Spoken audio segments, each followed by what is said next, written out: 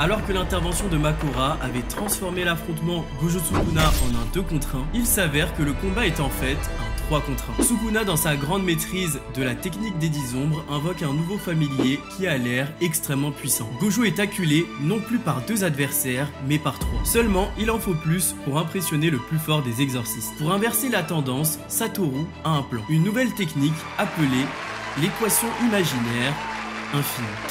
Salut la team, j'espère que vous allez bien. On se retrouve aujourd'hui pour une nouvelle vidéo à propos de Jujutsu Kaisen. En ce moment les gars, je suis grave de bonne humeur. Franchement, le trailer de Shibuya m'a régalé. Ça a été confirmé que l'anime va couvrir tout l'arc et franchement, on va trop bien manger. Rappelez-vous les gars de ce qu'est Shibuya. Écoutez ça seulement.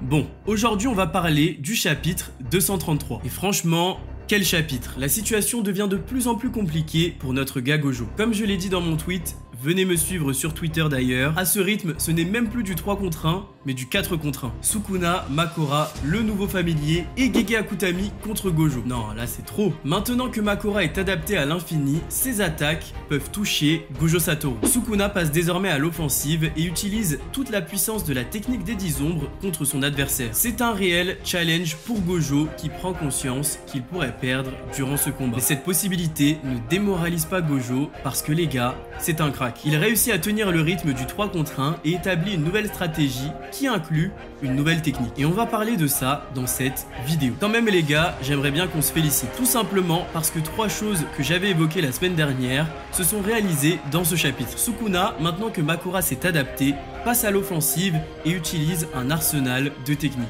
Gojo Satoru a évoqué une nouvelle technique et on a vu une nouvelle créature qui condense la puissance de la technique des 10 ombres. Pas mal quand même. Donc, comme d'habitude la team, je vous invite à vous abonner, à liker et activer la cloche. Et sans plus attendre, rentrons dans le vif du sujet.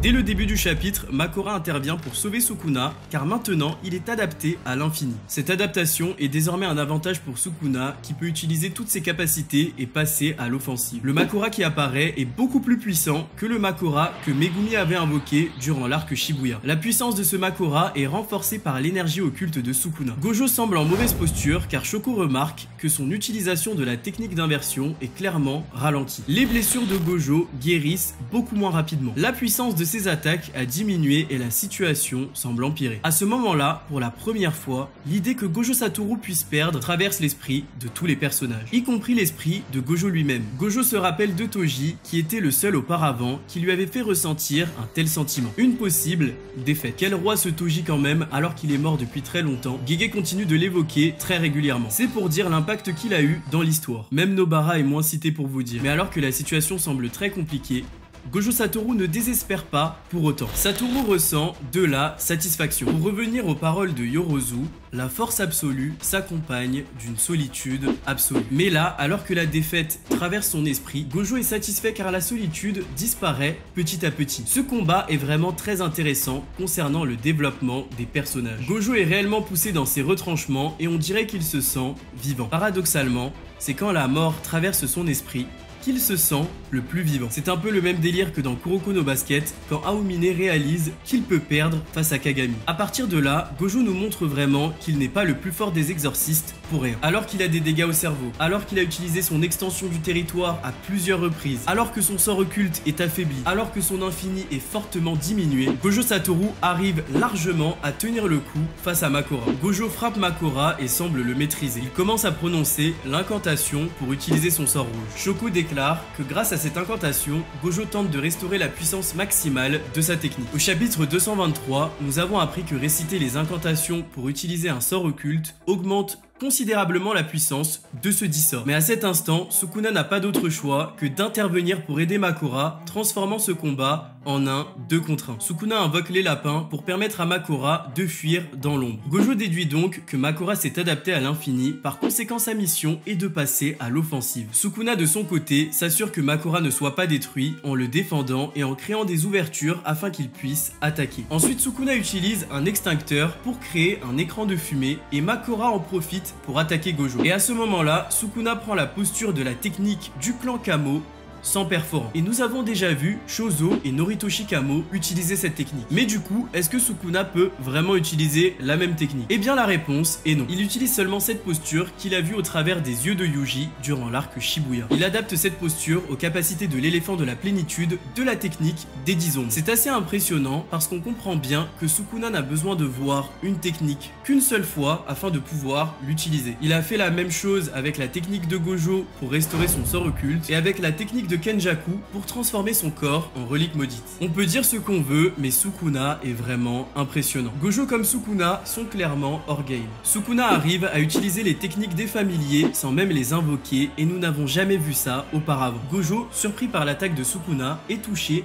même s'il arrive à éviter le coup de Makora. Satoru constate que Sukuna ne se contente pas de défendre, mais qu'il attaque bel et bien lorsque Makora diminue son infini. Malgré le fait que certains d'entre vous doutaient de ce que j'avais dit la semaine dernière, l'adaptation de Makora permet bel et bien à Sukuna de passer à l'offensive. Makora réussit à diminuer l'efficience de l'infini qui protège constamment Gojo et par conséquent, les attaques de Sukuna peuvent le toucher. Gojo constate que Sukuna est aussi habile que lui et réussit à s'approprier à la perfection la technique des 10 ombres. Son utilisation de cette dernière est vraiment hors pair. Dans ce chapitre, on voit vraiment que Sukuna passe à l'offensive. Depuis le début, il attendait que Makora s'adapte à l'infini et désormais, il utilise de nouvelles manœuvres. Vous devez sans doute vous demander pourquoi Sukuna utilise uniquement la technique des 10 ombres et pas son propre sort occulte. Eh bien, il semblerait que Sukuna ne peut pas utiliser les deux sorts en même temps. Il est obligé d'utiliser la technique des 10 ombres lorsqu'il combat avec Makora. Gojo réalise cela et constate, de ce que j'ai compris,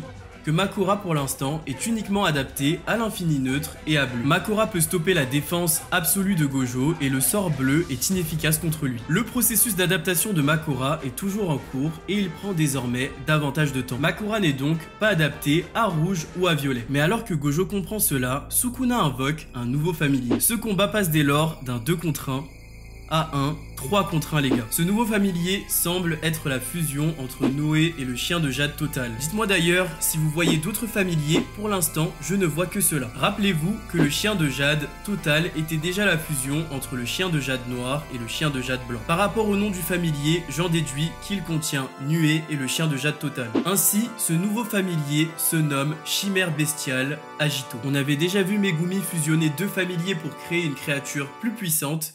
Et là, ce nouveau familier a l'air extrêmement boosté. Franchement, les gars, je pense qu'on peut se dire que si Gojo avait combattu Sukuna dans son corps originel, il aurait gagné depuis bien longtemps. Sukuna arrive à tenir le coup grâce à la technique de Megumi. Et je sais que pas mal de personnes trouvent cet argument un peu naze, mais laissez-moi vous rappeler l'épisode 2 de la saison 1. Gojo avait dit qu'il vaincrait Sukuna et Sukuna avait déclaré qu'il tuerait Gojo. À cette époque, Sukuna n'avait même pas encore rencontré Megumi et sa technique. Pourtant, aujourd'hui, c'est grâce à cette technique qu'il réussit à mettre Gojo en difficulté. Aussi, Sukuna n'a pas attendu Megumi pour devenir le roi des fléaux. Personnellement, j'aurais aimé en voir davantage concernant ses propres capacités. Ces capacités qui ont fait de lui une catastrophe naturelle, qui lui ont permis de dépasser le seuil de l'humanité. Pour moi, Sukuna aurait dû marquer par sa suprématie, mais par l'écriture d'Akutami, on comprend bien que Gojo est un être extrêmement puissant. Il avait bel et bien raison lorsqu'il disait qu'il vaincrait Sukuna lors de l'épisode 2 de la saison 1. Maintenant, est-ce qu'il réussira à vaincre Sukuna dans le corps de Megumi ?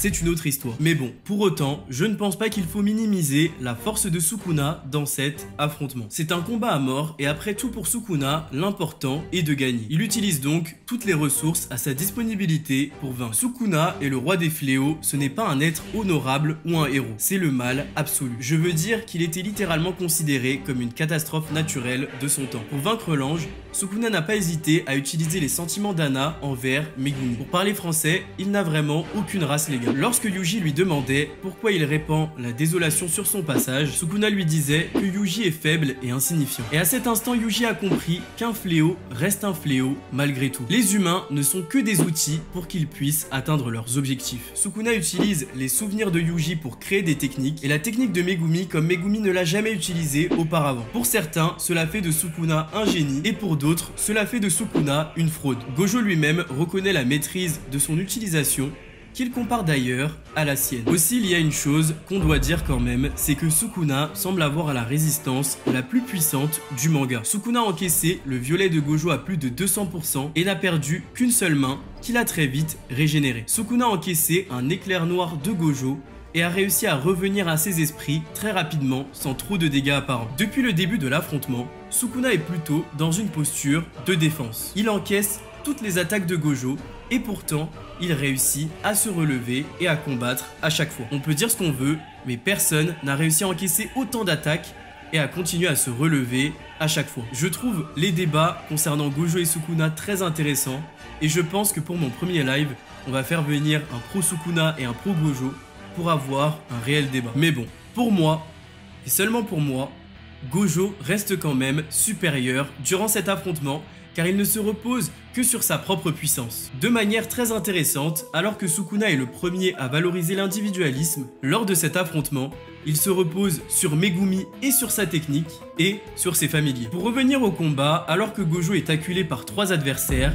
il parvient encore une fois à maintenir le rythme. La chorégraphie du combat est exceptionnelle. Gojo réussit à esquiver toutes les attaques. Gojo utilise sa technique rouge une nouvelle fois sur Makora, avant de réaliser que son adaptation est graduelle et pas instantanée. Plus Makora subira la technique rouge, moins celle-ci sera efficace sur lui. Nous avons donc la réponse concernant l'interrogation de Yuji de la semaine dernière. C'est donc l'expérience qui permet à Makora de s'adapter. Gojo réalise alors qu'il doit en finir avec Makora en un seul coup. Il n'a pas d'autre choix que de l'utiliser. Mais de quoi Gojo parle-t-il? Eh bien, il parle d'une toute nouvelle technique. Une nouvelle technique qui se nomme l'équation imaginaire infinie. Une attaque qui pourrait one-shot Makora. Essayons de théoriser un peu sur cette attaque. La technique violet de Gojo s'appelle l'équation imaginaire. Et le territoire de Gojo s'appelle sphère de l'espace infini. Et si cette technique était la combinaison de l'attaque de son territoire et de violet? Franchement, il y a un monde où cette attaque est la plus puissante jamais vue dans Jujutsu